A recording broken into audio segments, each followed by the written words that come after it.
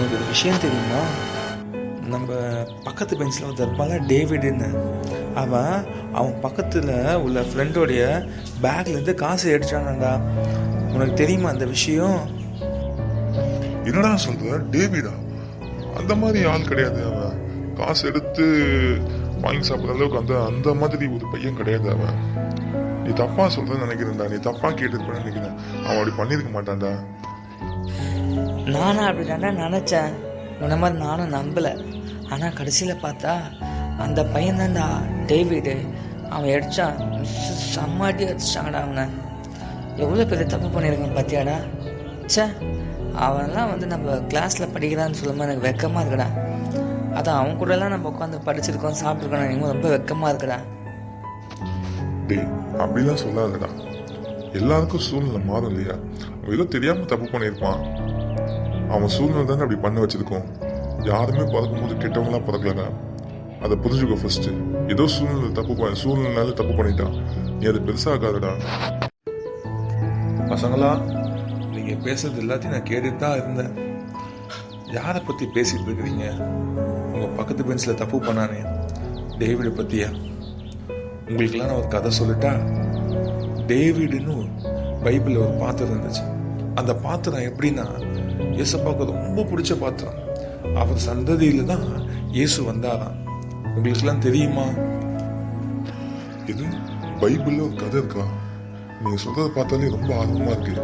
எனக்கு சொல்லி தரீங்களா? அதை கண்டிப்பா சொல்லித்தரேன். நீ மட்டும்தான் கேட்குற சொல்லித்தான்னு சொல்லிட்டு, ஆனா இவன் கேட்க மாட்டேங்கிறானே. டேய் கேளுடா, அப்பதான் கதை சொல்லுவார் அவரு.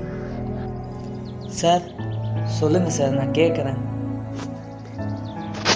பைபிளில் தாவீதுன்னு ஒரு மனுஷன் இருந்தாராம். அந்த தாவீதுங்கிற மனுஷன் பார்த்தீங்கன்னா கர்த்தருக்கு உண்மையாக இருந்தாராம். அவரை போல உண்மையாக யாருமே இல்லையா, அந்த அளவுக்கு ஒரு உண்மையா. ஆனால் அவரை பற்றி பார்த்தா அவர் நல்லா பாட்டு பாடுவாராம், நல்ல தேவனை துதிப்பாராம். அவர் வேலை என்ன திரும்ப செஞ்சார்னு நினைக்கிறீங்க? ஆடு மாடு மேய்ச்சிட்டு இருந்தாராம். அவர் தான் கடைசி பிள்ளையா. ஆனால் அவர் என்ன பண்ணிட்டாராம், ஒரு நாள் ஒரு தப்பு பண்ணிட்டாராம். ஒரு அடுத்தவங்களுடைய ஒரு பொருளை அவர் அபகரிச்சிட்டாராம். அதனால தேவன் அந்த மேலே கோபமாயிட்டாராம். உடனே தாவீது என்ன பண்ணியிருப்பான்னு நினைக்கிறீங்க? அந்த டைம்ல தாவீதுங்கிற ஒரு பெரிய ராஜாவா இருந்தாராம். அந்த டைம்ல ஒரு தீர்க்கதரிசி என்ன சொன்னாராம், நீ தப்பு பண்ணிட்ட, நீ அடுத்தவங்களோட பொருளை நீ எடுத்துக்கிட்ட கேட்காமலே, அது ரொம்ப பெரிய தப்பு அப்படின்னு சொல்லி சொன்னாராம். உடனே இவர் என்ன செஞ்சாரா, உடனே அவர் தலைமட்டமாக கீழே வந்து நான் பண்ண தப்பு தான் அப்படின்னு சொல்லி ஒத்துக்கிட்டாரு தன் தப்பை. உடனே ஆண்டவர் என்ன பண்ணியிருப்பார் நீங்கள் நினைக்கிறீங்க? மன்னிச்சிருப்பாரா, மன்னிச்சிருக்க மாட்டாரா? கரெக்டாக சொல்லுங்க பார்ப்போம். நீங்கள் டேய் ரூபனே, நீ என்னடா சொல்கிற? மன்னிச்சிருப்பாருங்கிற? கண்டிப்பாக மன்னிக்கவே முடியாதுடா. எப்படிடா மன்னிக்க முடியும்? கடவுள் கண்டிப்பாக தண்டிச்சிருப்பாரா? நான் நினைக்கிறேன். நீ என்ன நினைக்கிற? எனக்கும் கொஞ்சம் குழப்பமா இருக்குடா. ஒரு பக்கம் மன்னிச்சிருப்பாரோன்னு தோணுது, இன்னொரு பக்கம் மன்னிச்சிருக்க மாட்டாரோன்னு தோணுது. எதுக்கு வம்பு? அவர்கிட்டே கேட்போமே. என்ன பசங்களா குசு குசுன்னு பேசிட்டு இருக்கிறீங்க? ஒரு முடிவுக்கு வாங்க. என்னன்னு தெரியுமா உங்களுக்கு? நீங்களே சொல்லுங்க சார், எங்களுக்கு தெரியல. ஆமா சார், எங்களுக்கு புரியல. மன்னிச்சிருப்பாருன்னு தோணுது, மன்னிச்சிருக்க மாட்டாருன்னு தோணுது. கரெக்டா எங்களுக்கு தெரியல சார். கண்டிப்பா சொல்றேன், நீங்க நினைச்ச மாதிரி இல்லை. அவரு நம்மளை மன்னிச்சிட்டார், டேவிட மன்னிச்சிட்டார். அதே போலதான் ஆண்டவர் நமக்காக இந்த பூமியில் வந்திருக்கிறாரு. என்ன சொல்லியிருக்குன்னா வசனம், உன் சகோதரன் உனக்கு விரோதமாக தப்பு செய்யும்பொழுது நீ எத்தனை வாட்டி மன்னிக்கணும்னு சொல்லி பைபிள் சொல்லி கொடுக்குது. நிறைய முறை மன்னிக்கணுமா ஒரு நாளைக்கு. அப்படி இருக்கும்போது நீங்கள் 2 பேர் ஏதோ ஒரு காரியத்தை பேசி கொண்டு இருந்தீங்களே, அது என்ன விஷயம்? டேவிட் ஏதோ பேச்சுன்னு கேட்டுச்சு, அதனால நான் இந்த பக்கம் வந்தேன். டேவிட் ஏதோ தப்பு பண்ணிட்டா நீங்கள் சொன்னீங்கல்ல சார்? ஆமாம் சார், கரெக்டாக சொன்னீங்க சார். நீங்கள் சொல்லிக் கொடுத்த கேரக்டரில் தான் அந்த இன்னொரு பையனும் நம்ம ஸ்கூலில் படிக்கிறான் சார். எங்கள் கிளாஸ் தான் சார். அவன் தப்பு பண்ணிட்டான் சார்.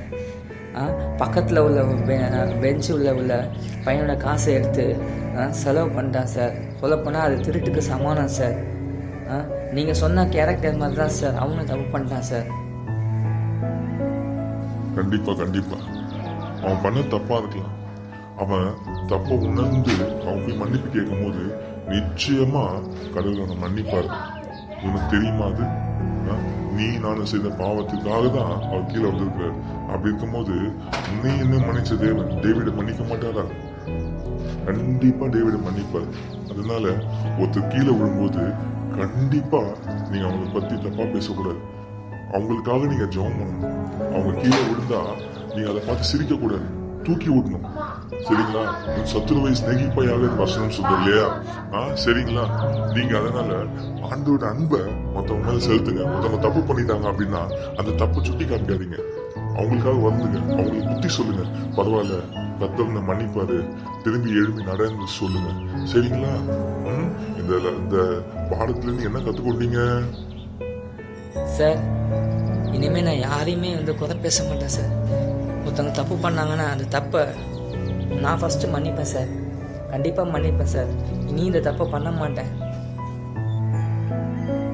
Very good. இப்படி தான் மனம் திரும்பினே. நீ இப்போ எப்படி மனம் திரும்பின அதே போல தான் தாவீதும் மனம் திரும்பினான். கேட்ட உடனே மனம் திரும்பிட்டான். ஆனால் என்ன, நான் உனக்கு சாரு, நீ எனக்கு ஸ்டூடெண்ட்டு. ஆனால் அங்கே பார்த்தீங்கன்னா அப்படி கிடையாது. தாவீதுங்க பெரிய ராஜா நான் சொன்னேன்னா, ஆனால் அவர்கிட்ட நீ தப்பு பண்ணுறேன்னு சொன்ன ஆள் ஒரு சாதாரண தீர்க்கதரிசியான். அந்த சாதாரண தீர்க்கதரிசி சொல்கிற அந்த காரியத்தை கேட்டு உடனே மனம் திரும்பினாங்க. அதை தான் தாவீது, என் தாசனாகிய தாவீதுன்னு ஆண்டவர் சொல்கிறார். புரியுதா? இனிமேல் இந்த தப்பை செய்யவே கூடாது. இதை பார்த்துட்டு இருக்கிற உங்க எல்லாருக்காகவும் ஒரு விஷயம் சொல்றேன், கேளுங்க. பிள்ளைகளா, உங்க பக்கத்து பெஞ்சில் யாராவது இதே மாதிரி தப்பு பண்ணாங்கன்னா அவங்களை தண்டிக்காதீங்க. அவங்கள பத்தி தப்பா 4 பேர்கிட்ட சொல்லாதீங்க. அவங்களுக்காக ஜெபம் பண்ணுங்க. சரிங்களா? யார் கீழே விழுந்தாங்களோ அவங்கள மேலே தூக்கி விடுங்க. அதுதான் இயேசு செய்தார். நீங்கள் நானும் கீழே விழுந்து போன பாத்திரமா இருந்தோம். இயேசப்பா உங்களையும் என்னையும் மேலே தூக்கி இருக்கிறார். அதனால நீங்க தப்பான எண்ணம் கொள்ள வேண்டாம். அவங்கள மன்னிக்க கத்துக்கோங்க, அவங்கள சிநேகிக்க கத்துக்கோங்க. கர்த்தர் உங்களோட இருப்பாங்க. சரி இல்லைங்களா, எனக்கு மணியாச்சு, நான் கிளம்பட்டுமா? சரி சார், பார்த்து போயிட்டு வாங்க சார். இன்னைக்கு உங்களால் ஒரு நல்ல விஷயம் கற்றுக்கிட்டோம் சார். ரொம்ப தேங்க்ஸ் சார். ஆமாம் சார், நான் கூட சார், எனக்கு கூட கன்ஃபியூஷனாக இருந்துச்சு சார். மன்னிப்பாரா மன்னிக்க மாட்டாரான்னு. ஆனால் கடைசியில் மன்னிச்சிட்டார் சார். இனிமேல் நானும் அதே போல் எனக்கு விரோதமாக என்ன தப்பு சார், நானும் கண்டிப்பாக மன்னிப்பேன் சார். தேங்க்யூ சார், பார்த்து போயிட்டு வாங்க சார். டேய், நல்ல வேலைடா, நம்ம தப்பு பண்ண பார்த்தோம். என்னதான் இருந்தாலும் அவன் நம்ம ஃப்ரெண்டு இல்லை. நான் தானே தப்பாக சொல்லிட்டேன் உங்ககிட்ட. நானும் அதானே உங்ககிட்ட சொன்னேன். நான் என்ன சொன்னேன்? எல்லாரும் பிறக்கும் போதே தப்பானவனா பிறக்கல, சூழ்நிலை தான் அவங்களை தப்பா தள்ளுது. ஆனாலும் கண்டிப்பா இனிமேல் டேவிட் செய்ய மாட்டான்னு நான் விசுவாசிக்கிறேன்டா. இனிமேல் நம்ம இப்படி பேச வேணாம். நம்ம டேவிடுக்காக ஜெபம் பண்ணலாம்டா. சரியா? ஃப்ரெண்ட்ஸ், இது மாதிரி உங்கள் ஃப்ரெண்ட்ஸ் யாராவது தப்பு பண்ணால் நீங்கள் யாரும் தப்பாக பேசக்கூடாது. நான் பேசின மாதிரி நீங்கள் யாரும் தப்பாக பேசக்கூடாது.